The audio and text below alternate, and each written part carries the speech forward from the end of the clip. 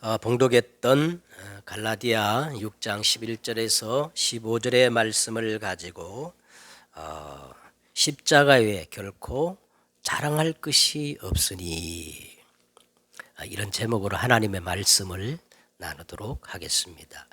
이제 아마 다음 주면 갈라디아서가 이제 마무리될 것 같습니다. 바울은 갈라디아서를 마무리하면서 이렇게 말씀하셨습니다.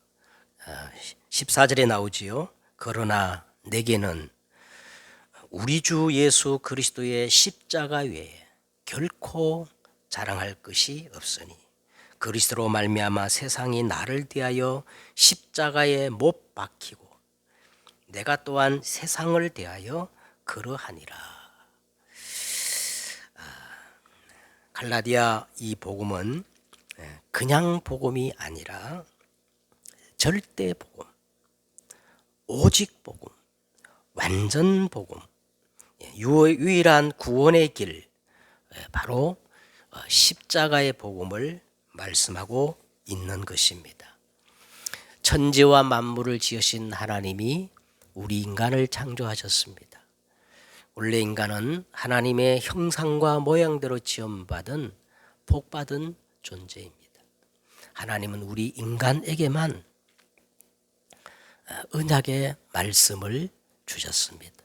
그런데 옛뱀 마귀에게 속았습니다. 하나님 말씀을 불순종하는 죄를 범하였습니다. 그 결과 생명의 근원 되신 하나님을 영원히 떠나게 된 것입니다. 하나님을 떠난 인간의 근본 상태는 허물과 죄로 죽어 있는 상태입니다. 영적 상태는 우상을 숭배하며 일평생 마귀의 종로로 타는 겁니다. 정신 상태는 본질상 진노의 자녀가 되어 수고하고 무거운 인생의 짐을 지고 계속 고통을 당하는 겁니다. 육신 상태는 각종 재앙과 저주 그리고 질병 속에서 불가항력진 한계를 맞아 괴로움을 당하는 것입니다. 죽음은 끝나느냐? 그 후대 내세 상태는 한 번 죽는 것은 사람에게 정하신 것이요 그 후에는 심판받고 영원한 지옥으로 가는 겁니다. 후대 상태는 이 모든 문제가 영적 유산이 되어져서 그대로 자녀들에게 3, 4대까지 대물림 되어집니다. 인간은 이 문제를 해결하려고 끊임없이 노력하고 있습니다. 종교 생활을 하였습니다. 점점 더 어려워집니다. 선행을 하였습니다. 절대적인 하나님의 보시기에는 다 더러운 옷과 같습니다. 철학과 지식을 추구합니다. 헛된 속임수요 세상 초등학문이라고 말씀하고 있습니다. 철학으로도 안 되고 그 어떤 선행으로도 안 되고 종교로도 안 되기 때문에 하나님이 우리 인간을 찾아오셨습니다. 이게 기독교 복음의 핵심입니다. 말씀이 육신이 되어 우리 가운데 거하셨습니다. 성육신. 우리가 아직 죄인 되었을 때 그리스도께서 십자가의 죽으심으로 하나님께서 우리에 대한 자기의 사랑을 증명하셨습니다. 성경대로 죽으셨다가 성경대로 3일 만에 살아나셨습니다. 부활. 이분이 바로 예수님이십니다. 예수님이 이 땅에 오셔서 하신 일을 가리켜서 그리스도라고 합니다. 그리스도는 마귀의 일을 멸하신 만왕의 왕이십니다. 그리스도는 죄와 사망의 법에서 우리를 해방시키신 대제사장이 되십니다. 그리스도는 하나님을 만날 수 있는 새롭고 살 길을 여신 참 선지자이십니다. 그러므로 하나님을 떠난 우리 인생이 하나님을 만날고 구원받을 수 있는 길은 오직 한 길뿐입니다. 내가 다 이루었다.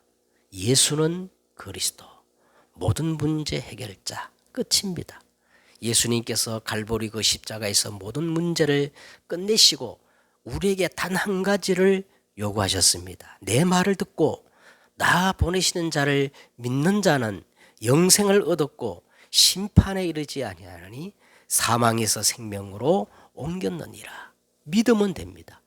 그러면 우리가 어떻게 믿어야 할까요? 사람이 먼저 마음으로 믿어 의에 이르고 입으로 시인하여 구원에 이르느니라. 영접하는 자 곧 그 이름을 믿는 자들에게는 하나님의 자녀가 되는 권세를 주셨으니 지금 이 시간도 예수님이 우리의 마음을 두드리고 계십니다. 언제 영접해야 됩니까? 우리는 지금 항상 매일같이 예수님을 생명으로 주인으로 왕으로 인정하고 모셔드려야 됩니다. 예수님을 영접하는 순간 하나님의 자녀가 되어집니다. 이 예배를 통하여 말씀을 회복하면 그때부터 구체적인 성령의 인도를 받습니다. 예수 이름으로 기도하면 기도 응답받는 신분이 되어지는 겁니다. 이것을 성취하기 위해서 저 하늘 보좌로부터 천사가 동원되어집니다. 예수 이름이면 귀신도 항복하고 사단이 결박되어집니다. 우리 눈에 보이지 않지만은 하나님 나라의 어마어마한 배경이 주어집니다. 이 신분과 권세를 누리고 사용하면 모든 문제를 정복하고 그리고 마침내 예수 증인이 되어지는 겁니다. 이제부터 확신하십시오. 확신한 것만큼 흑암은 무너지고 하나님의 나라가 실현되어집니다. 구원의 확신, 기도 응답의 확신, 성령 인도의 확신, 사죄의 확신, 승리의 확신. 이제 말씀으로 계속 이것들을 발견하고 양육을 받으면 믿음이 계속 든든히 세워집니다. 그리고 하나님이 가장 기뻐하는 것이 있습니다. 바로 예배입니다. 하나님이 우리를 구원하신 목적은 영원히 함께하기 위함이요. 그리고 또 보내사 전도도 하며 귀신을 내어 쫓는 권능, 영적 문제를 해결하기 위함입니다. 우리 주위에 이 영적 문제로 고통당하는 사람이 있다면 우리 같이 기도해야 할 줄 믿습니다. 왜 십자가의 복음만 유일한 구원의 길 하나님의 복음이 될까요? 자, 먼저 우리 서론적으로 십자가 복음은 유일한 하나님이 열어놓으신 구원의 길입니다. 창세기 3장, 6장, 11장은 오직 성경에서만 기록되어 있습니다. 어떤 학자도 종교도 절대 말하지 않고 그 어떤 책에도 기록되지 않았어요. 그런데 이 창세기 3장, 6장, 11장은 놀랍게도 지금도 똑같이 소름 끼치도록 그대로 지금 일어나고 있습니다. 그래서 성경은 위대한 하나님의 말씀인 겁니다. 창세기 3장 보세요. 신학자들이 절대 이해하지 못하고 강조하지 않는 말, 그리고 인기 있는 목사님들이 거의 쓰지 않는 말이 등장해요. 그 말이 뭡니까? 여호와 하나님이 지으신 들짐승 중에 누가 제일 강교해요? 뱀이 가장 강교하더라. 옛뱀, 마귀라고도 하고 사단이라고도 하며 온 천하를 깨는 자. 이게 신학자들이요 강조하지 않고 그 유명한 목사님들이 잘 언급하지를 않아요. 루터는 이 존재를 이렇게 표현했습니다. 우리 찬송가에 나오지요. 옛 원수 마귀는. 보세요. 그 표현을 한번 보세요. 옛 원수 마귀는 이때도 힘을 써 지금도 그대로 역사한다는 거예요. 모략과 권세로 무기를 삼으니 천하에 누가 당하랴. 이 보이지 않는 존재가 인간 욕망의 핵심을 찔렀어요. 너를 찾아라. 그리고 너 스스로 하나님이 되라. 보세요. 사람들은 나에게 유익되는 것은 싫어할 사람이 아무도 없습니다. 그래서 진짜 복음을 깨닫고 십자가에 나를 못 박은 사람은 여기에 속지 않습니다. 훌륭한 사람일수록 자기 주장을 하지 않아요. 모자란 사람일수록 자기를 드러내는 겁니다. 사람들은 전부 자기 중심, 자기를 사랑하기 때문에 이 사단이 나라는 것을 걸고 들어오면요, 전부 다 넘어져요. 창세기 6장 네피림입니다. 사단은 여기서 한 수 더 들어갑니다. 나의 끝을 찾으라고 합니다. 그래서 지금 온통 세상이 물질 만능주의 네피림의 시대예요. 창세기 11장을 보세요. 바벨탑. 여기서는 더 깊게 파고 들어가요. 너의 미래와 성공, 이생의 자랑. 이렇게 해가지고 완전히 사단이 우리 인간을 노예로 삼아버린 거예요. 자, 이렇게 하면 인간은 행복하고 성공하는 줄 알지만 문제는 어느 날 반드시 인간에게 어떤 것으로 해결이 안 되는 한계가 찾아오게 돼 있어요. 그래서 몸부림을 치면서 뭘 하느냐? 사도행전 13장 무속, 사도행전 16장의 점술, 사도행전 19장에 보세요. 어마어마한 우상 종교에 빠집니다. 그런데 이것을 오직 성경에서만 하지 말라고 금하고 있는 거예요. 이 세상 모든 종교는 이것을 장려하고 후원하는데 유독 성경에서만 하지 말라고 하니까 영적 비밀을 모르는 세상 사람들은 이걸 뭐라 그럽니까? 독선적이고 배타적이고 고집스러운 종교라고 이렇게 기독교를 매도하고 있습니다. 성경은 왜 우상 숭배를 금지하고 있을까? 사람들이 절대 이해하지 못하지요. 정확히 말하면요, 다른 신을 섬기는 거예요. 그 다른 신이 누구요? 마귀라고도 하고 사단이라고도 하고 온 천하를 깨는 그 뱀을 섬기는 겁니다. 나중에는 더 악한 귀신, 7 귀신이 통로가 되어서 반드시 막을 수 없는 재앙과 저주가 오기 때문에 그래요. 그래서 사람들은 전부 사실은 불신자 6가지 상태에 빠져 있습니다. 이 속에서 서로가 속고 속이고 그 상태에 빠져 있는 거예요. 여러분, 이 마귀라는 그 이름 자체, 마귀의 주 특기가 뭐냐면 속이는 자예요.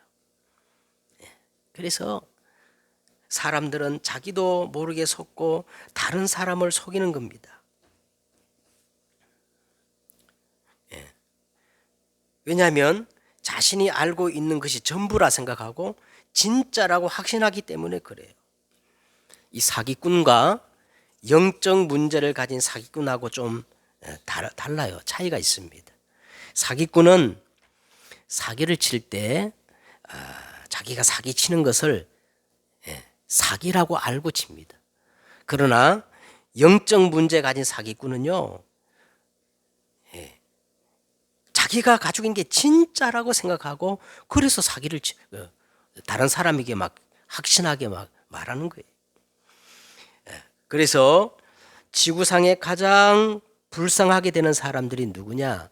알고 보면 무속인들입니다. 자신들이 거짓말을 하면서도 진짜라고 확신하고 있거든요.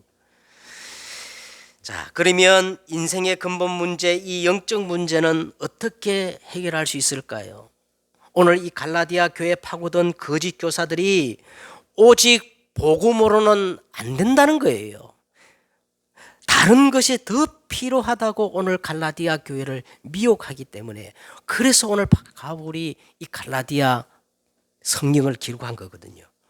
자, 그러면 첫째로 오늘 이 갈라디아 이제 마지막 부분에 바울이 뭐를 얘기하느냐? 첫째는 성경은 복음을 말하는 것이 아니라 오직 복음을 성경은 말하고 있다는 겁니다.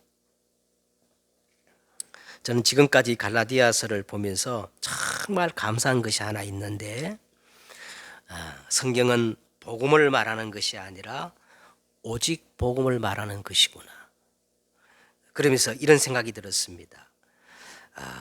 오직이 아니면 참 복음이 아니다. 오직이 아닌 것은 전부 사람을 속이는 것이요 참 복음이 아니구나. 자, 성경은 성경도 66권 있지 않습니까? 그 어느 성경보다도 갈라디아서가 이것을 아주 극명하게 보여주고 있는 겁니다. 그래서 오늘 11절에 보세요. 11절을 보세요. 다 같이 읽겠습니다. 시작. 내 손으로 너희에게 이렇게 큰 글자로 쓴 것을 보라.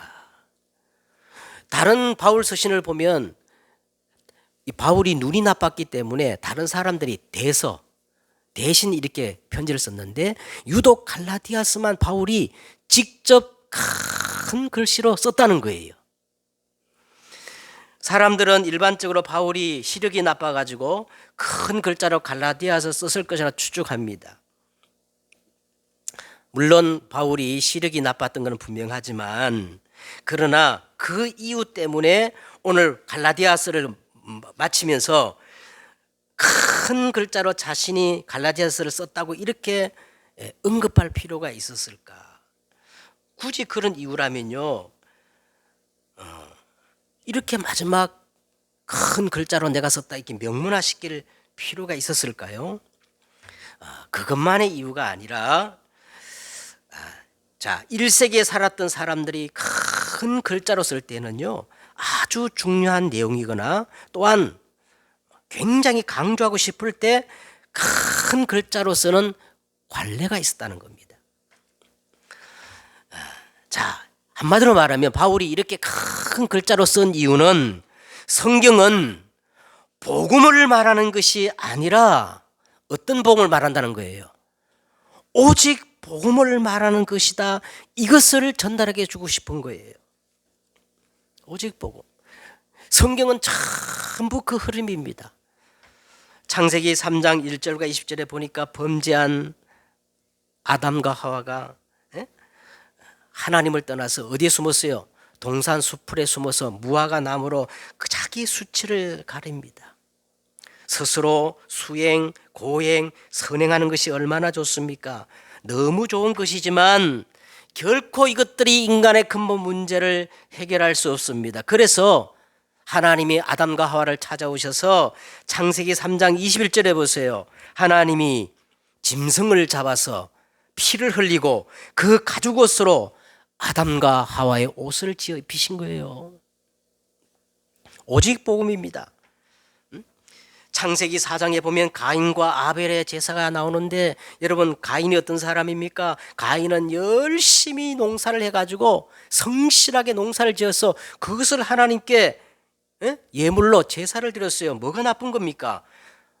가인이야말로 정직하고 부지런한 사람이요. 자, 그런데 하나님은 가인의 예배를 받지 않으시고 아벨의 피 제사를 받으신 겁니다. 창세기 6장에 보세요. 구원의 유일한 조건은 선행, 고행, 열심이 아니에요. 우리 상식에 전혀 맞지 않는 저 산꼭대기에 지은 방주가 구원의 유일한 조건이란 겁니다.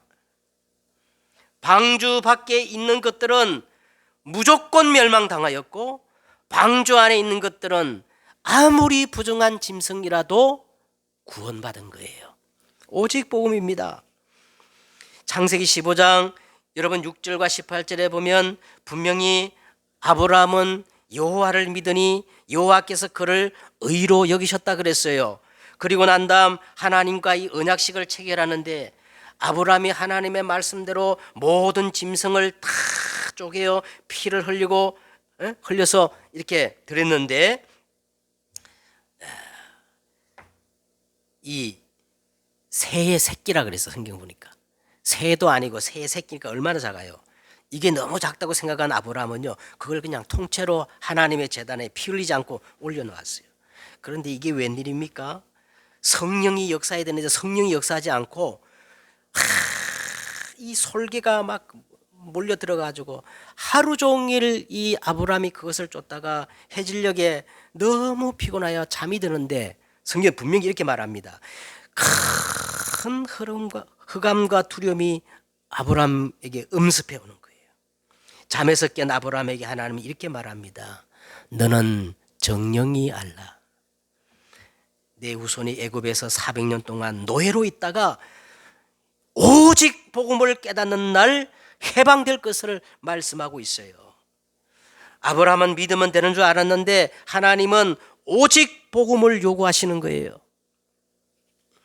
창세기 출애굽기 3장 18절 희생의 피제사를 사흘길쯤 가서 광야에서 드리라. 이게 하나님의 방법이었단 말이에요. 모세도 처음에 이 말이 뭐가 중요한지 잘 몰랐던 것 같아요. 그래서 대충 알아들었습니다. 이때 하나님은 출애굽기 4장 가보세요. 모세를 죽이려고 했습니다. 자, 그때 이 말을 바로 알아들은 모세의 아내 시보라가 그 아들의 포피를 베어서 모세의 발에 갖다 대면서 이렇게 말합니다. 당신은 참으로 나의 피남편입니다 하고 말할 때 하나님은 진노를 거두시는 것을 볼 수가 있습니다. 이번 주에 제가 카톡에 어떤 분이 기도 요청을 이렇게 했어요. 6월절 어린 양의 피를 세포마다 마디마다 바릅니다 하고 이렇게 나한테 이렇게 문자를 보내셨더라고요. 그래서 제가 이렇게 말했습니다. 6월절 어린 양 그 피는 내가 발라야 된다. 하나님이 발라주는 게 아니다. 그럼 어떻게 바르느냐? 구원의 길을 매일 그리면서 6월절 어린 양의 피를 발라라. 그랬더니 꼭 그렇게 하겠다고 그렇게 단문을 주셨습니다. 하나님은 그냥 복음이 아니에요. 오직 복음을 우리에게 요구하시는 겁니다. 왜? 오직 복음이 아니면 이 영적 문제의 장본인 사단이 절대 꼼짝도 하지 않아요. 영적 문제를 절대 해결할 수가 없어요. 그래서 이사야 7장 14절에 보세요. 70년간 바벨론의 포로가 되었어요. 방법이 없어요. 어떤 것도 통하지 않아요. 그때 하나님은 이사야에게 주신 말씀입니다. 그러므로 주께서 친히 징조를 너에게 주실 것이라. 보라, 처녀가 잉태하여 아들을 낳을 것이니 이름을 뭐라 그래요? 임마누엘이라 하리라. 이 복음을 깨닫는 순간 바벨론의 역사가 일어난 겁니다.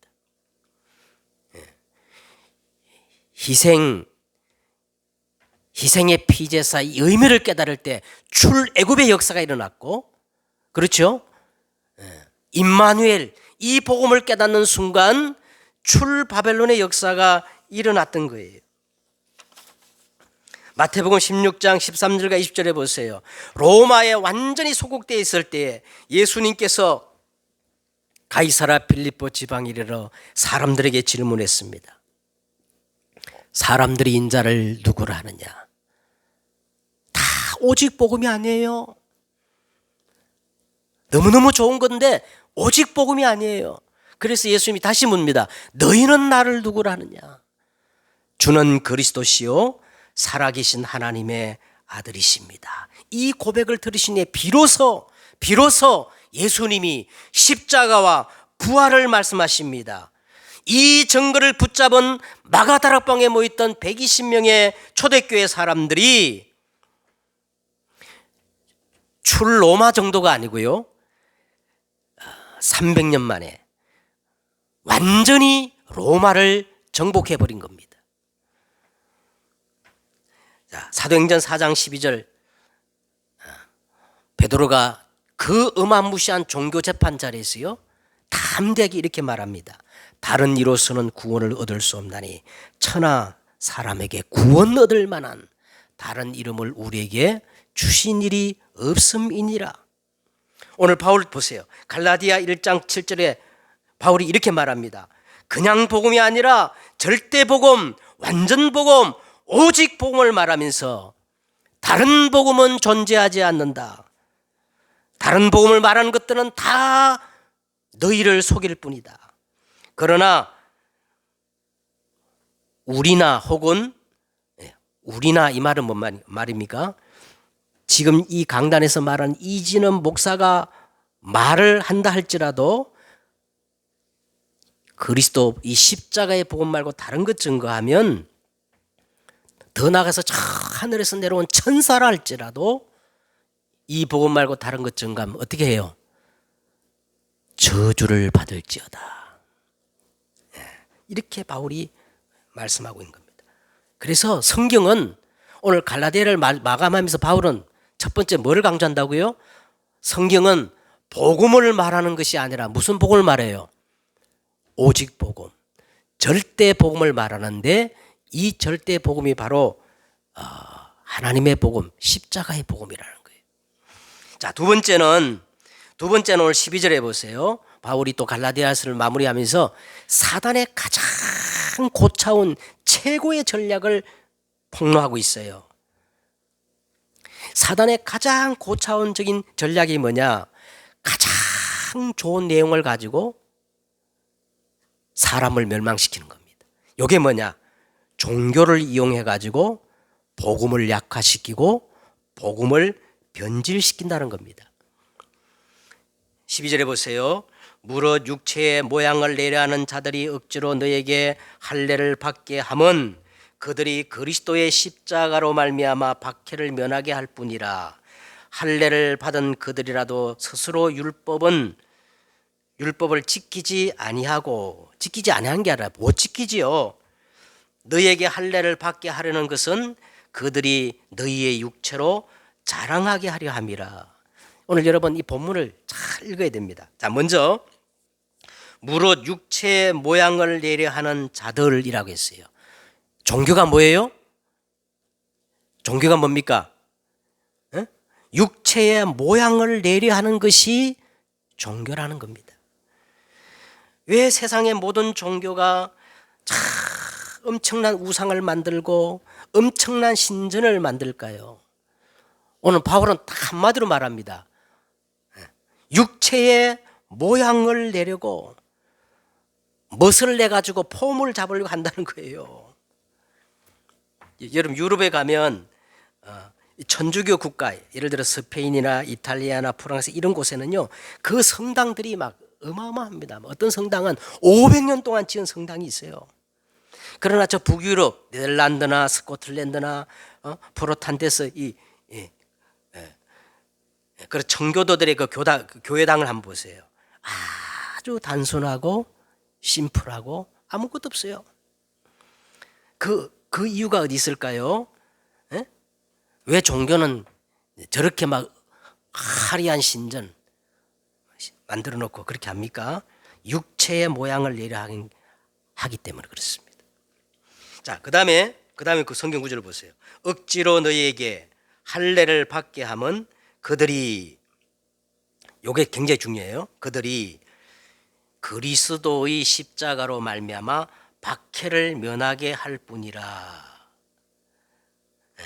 바울이 이제 더 구체적으로 종교의 정체를 폭로하면서 억지로 너에게 할례를 받게 하려는 것은 그들이 그리스도의 십자가로 말미암아 박해를 면하려 할 뿐이라. 이게 뭔 말일까요? 참 애매한 구절입니다. 자, 그들이 억지로 무엇을 행함으로 구원을 받는다는 것을 율법을 강조하는 그 이유가 뭐냐면, 율법을 강조하는 이유가 뭐라 그랬어요? 그리스도의 십자가로 말미암아 박해를 면하려 할 뿐이라. 이게 도대체 뭔 뜻일까요?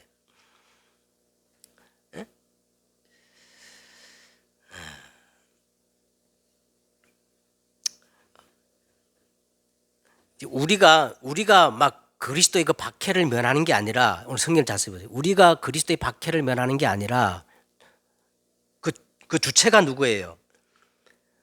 그리스도의 십자가로 말미암아 박해를 면하려 할 뿐이라. 우리가 박해를 면하는 게 아니라 누가 박해를 면한다는 거예요?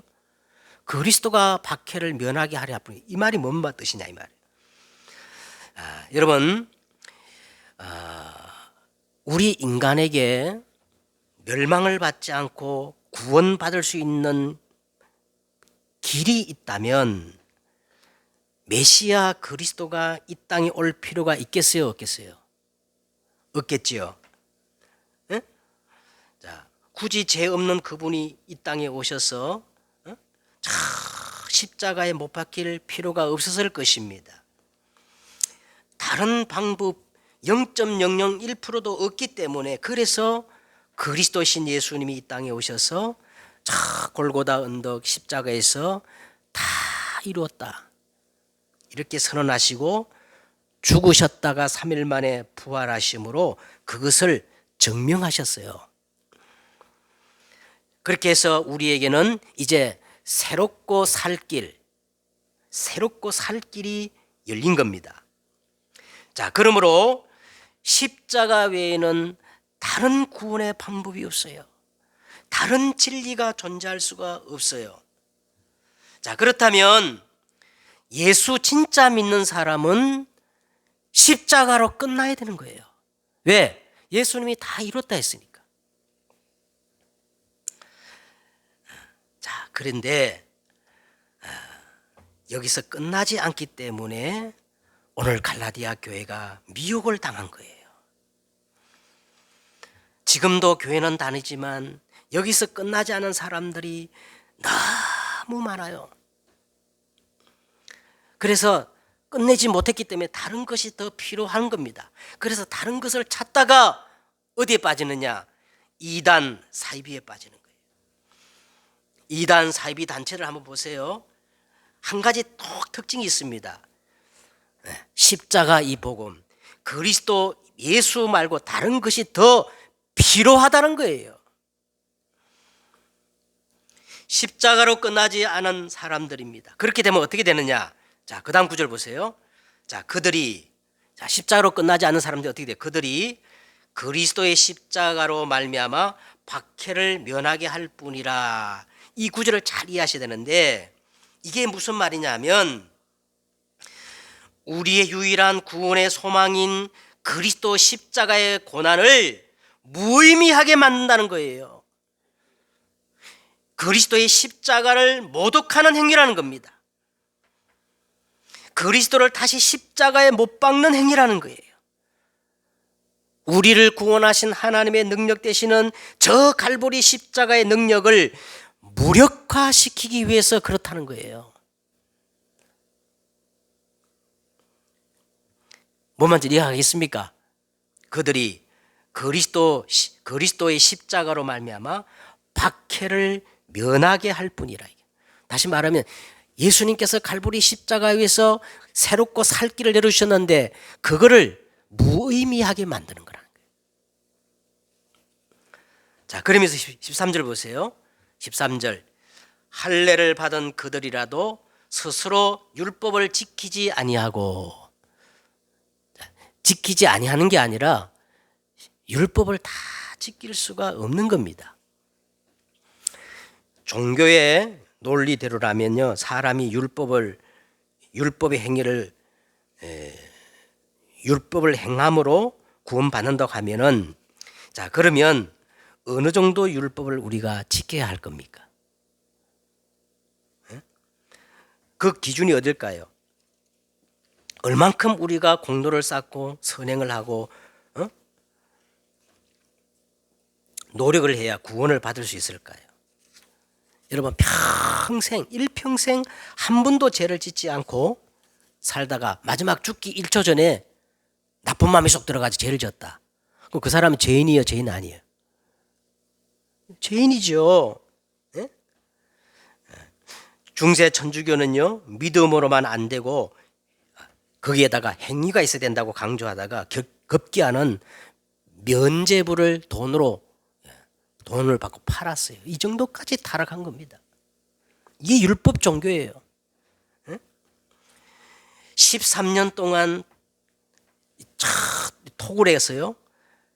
누워서 잠자지 않고 13년 동안 앉아서 잠을 자면서 생식을 해가면서 그렇게 고행했던 분이 계셔요. 그분 성철이라는 분입니다. 그 성철 스님이 마지막 죽으면서 진솔한 법어를 남겼는데 이런 말을 남겼다. 산은 산이고 물은 물이다.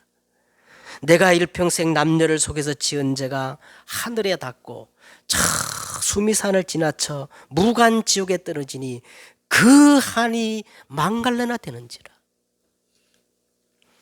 김수환 추기경이 이게 돌아가실 때 마지막 유명한 말이 있잖아요.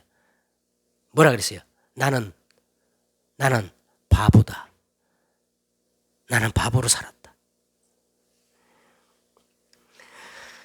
여러분, 사단의 최고 전략이 바로 가장 좋은 것을 붙잡게 만들어서 결국은 영원한 멸망시키는 이 종교 전략을 피고 있는 겁니다. 자, 그리고 마지막 성경 이렇게 말합니다. 여기 가서 계속 보세요. 너희의 육체로 자랑하게 하려 함이라. 자기의 육체로 자랑하려 함이라 이렇게 해야 되는데 오늘 성경은요 묘하게도 너희의 육체로 너희 육체로 자랑하게 하려 함이라. 이게 뭔 말이냐면 왜 그래요? 새를 불리기 위해서, 힘을 길리기 위해서. 자, 이게 바로 교권입니다. 그래서 종교는 반드시 교권을 가지는 거예요. 중세 교권이 얼마나 대담했습니까? 참 부끄럽지만 대한예수교 장로회가 이 교권으로 신사참배를 우상 숭배가 아니다라고 결정했어요. 가장 비움의 종교가, 여러분 자세히 보세요. 가장 비움의 종교라고 말하는 종교가 가장 이권에 민감한 것을 우리는 너무나 흔하게 보지 않습니까? 자, 너희의 육체로 자랑하게 하려 함이라. 자, 세 번째는 오늘 14절입니다. 바울이 오늘 갈라디아서를 마감하면서 14절을 보세요. 그러나 내게는 우리 주 예수 그리스도의 십자가 외에 결코 자랑할 것이 없나니 그리스도로 말미암아 세상이 나를 대하여 십자가에 못 박히고 내 한 또한 세상을 대하여 그러하니라. 이 문장도 여러분 굉장히 애매합니다. 자세히 보면, 자, 바울이 십자가 외에는 결코 자랑할 것이 없다는 말은 나는 돈도 있고 명예도 있고 권력도 있고 배경들이 다 있어서 자랑할 것이 많은데 그 중에 나는 십자가만 자랑하겠다, 그 말이 아니잖아요. 하나하나 헤아려 보니까 다른 것은 다 배설물이다. 그래서 오직 십자가에는 결코란 말이 들어갔어요. 결코 자랑할 것이 없다, 이 얘기입니다. 자, 그러면서 그리스도로 말미암아 세상이 나를 대하여 십자가에 못 박히고 내가 또한 세상에 대하여 그러하니라. 저는 굉장히 여기에 대해서 은혜 받았어요. 이게 여러분 한 주간 여러분 외우시기 바랍니다. 갈라디아 6장 14절을 외우시기를 바랍니다. 그리스도로 말미암아 세상이 나를 대하여 십자가에 못 박히고 그랬어요. 박히고. 내가 또한 세상을 대하여 그러하니라. 이게 뭔 뜻이냐? 여러분, 우리 인생의 근본 문제는 옛뱀, 이 사단의 미혹을 받아서 하나님의 말씀을 불순종함으로 하나님을 떠나서 어떻게 됐느냐? 누가복음 4장 6절에 사단이 이렇게 말합니다. 예수님께 이렇게 말합니다. 이것은 내게 넘겨준 것이므로 내가 원하는 자에게 모든 권위와 영광을 주리라 그랬어요. 이것은 전부 내게 넘겨준 것이므로. 이 말이 뭐냐면 우리 눈에 보이는 이 모든 육신 세계 소유꾼이 사단의 손에 합법적으로 넘어갔다는 거예요. 오늘 바울이 오늘 오직 십자가만 왜 자랑하느냐?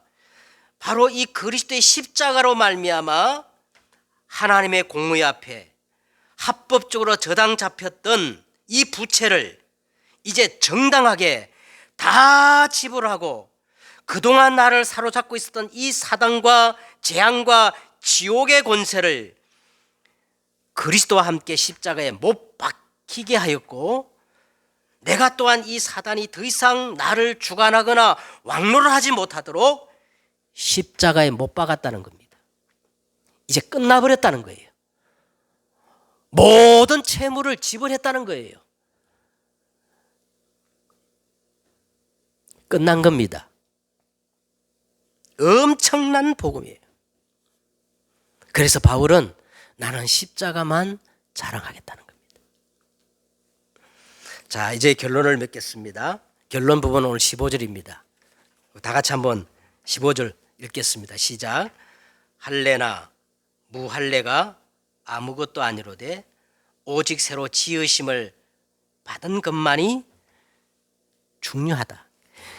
가장 중요한 것을 얘기하는 거예요. 이 중요한 것을 알게 되면 율법을 지켜야 된다느니 말아야 된다, 이거는 다 무의미한 거예요. 다 서론입니다. 본질이 뭐냐? 생명입니다. 내가 새롭게 지음을 받은 재창조의 역사로 내가 생명이 있느냐 생명이 없느냐 그거예요. 에? 그게 가장 중요하다고 오늘 바울은 마지막 이렇게 말하는 거예요. 생명이 본질입니다. 여러분에게 예수 생명이 있습니까?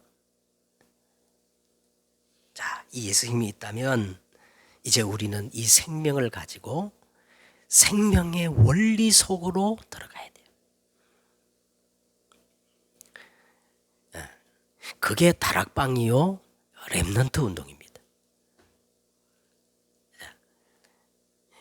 생명을 가지고 내가 정확한 이 생명의 원리 속으로 들어가는 것이 뭐예요?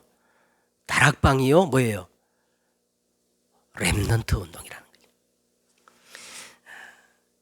자, 이게 결론인데, 그러면 오늘 우리가 생명의 원리를 가지고 여러분 신앙을 생각하면 가장 정확해요. 그래서 바울이 마지막에 이 갈라디아서를 마지막하면서 다른 것은 다 중요하지 않다. 다른 것은 다 중요하지 않고 오직 새로 지으심을 받은 것만이 중요하다. 자, 그러면 우리가 이 생명의 원리의 시작이 어디라 그랬죠? 지난주에 갈라디아 6장 6절입니다. 가르침을 받는 자는 말씀을 가르치는 자와 모든 좋은 것을 함께하라. 예배를 말하거든요. 예배. 여러분, 예배 시간은 생명의 씨를 내가 붙잡는 거예요. 생명의 씨를 공급받는 겁니다. 그리고 그 다음에 예배 시간은 뭐라 그랬어요? 가시밭과 돌짝밭과 길가밭 같은 나의 이 만밭을 옥토로 만드는 거예요. 옥토로 만드는 거예요. 그게 예배입니다. 자, 그러면서 갈라디아 6장 7절 이걸 가지고 이제 현장에 가서 뭐예요? 심고 거두는 거예요. 뭐라 그랬어요? 스스로 속이지 말라. 하나님은 업신여김을 받지 아니하시나니 사람이 무엇으로 심든지 어떻게 해요? 그대로 거두리라. 이 말씀 씨앗을 다 가지고 내가 현장에 가서 이 말씀 언약 붙잡고 뭐 해야 돼요? 기도하고 전도하고 심고 거두는 겁니다. 심은 대로 그대로 거두리라. 자, 그러면서 갈라디아 6장 8절입니다. 우리가 선을 행하되 낙심하지 말지니 포기하지 아니하면 때가 이름에 거두리라. 한 가지만 하지 않으면 돼요. 낙심하지 않으면 돼요. 왜? 우리는 단순한 희망이 아니라 소망을 붙잡고 있기 때문에 그래요. 이 소망이 뭐라 그랬죠? 분명한 실체, 약속을 붙잡고 기다리는 게 소망이라 그랬죠. 자, 반드시 어느 시간표에 하나님 나라가 임하는 겁니다. 어저께 어떤 분이 나에게 질문을 했어요. 목사님, 하나님 나라가 뭡니까? 이거 너무 중요합니다. 하나님 나라를 기다리는 거예요. 하나님 나라가 우리 안에 실현되어지면 재창조의 역사가 일어납니다. 재창조의 역사가 일어나는 거예요. 예, 생명의 역사는 재창조의 역사예요. 인간의 역사가 아닙니다. 예, 그리고 하나님의 나라는 언약을 붙잡고 뭡니까? 도전하는 겁니다. 도전하는. 이런 생명적 축복이 여러분에게 회복되시기를 주의 이름으로 축원드립니다. 기도하겠습니다. 하나님, 오늘 바울이 갈라디아서를 마무리하면서 오직 십자가 외에 결코 자랑할 것이 없다고 이렇게 결론을 내렸습니다. 하나님, 오늘 우리도 바울처럼 십자가의 복음을 굳게 붙잡고 생명의 축복 속으로 들어가는 저들이 되어지게 하옵소서. 예수 그리스도의 이름으로 기도드려 싸움나이다. 아멘.